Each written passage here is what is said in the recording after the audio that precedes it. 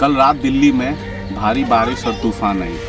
यमुना खादर जहां पे सरकार ने ऑलरेडी सारी झुग्गियों को तोड़ने का काम स्टार्ट किया हुआ है, बहुत सारी झुग्गियों को तोड़ दिया गया है। और जैसा कि आप यहां पे देख सकते हैं, इस झुग्गी को तोड़ा गया, उसके बाद थोड़ा थोड़ा लोगों ने यहाँ पे रहने के लिए बनाया।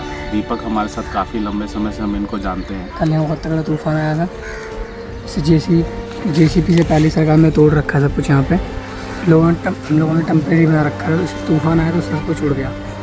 बच्चे पूरी रात भीगते रहे बारिश में। सरकार का कोई भी आदमी यहाँ पे नहीं है, प्रशासन का कोई भी आदमी यहाँ पे नहीं है। यहाँ के सारे लोगों के पास दिल्ली का वोटर कार्ड और आधार कार्ड है। क्या ज़रूरत इनको यहाँ पे मिलना चाहिए कि और क्या क्या सपोर्ट होना चाहिए, तो हम इस प्रयास में यहाँ पे सपोर्ट करने की कोशिश करते रहेंगे और करेंगे जब तक कि यहाँ पे लोग हैं।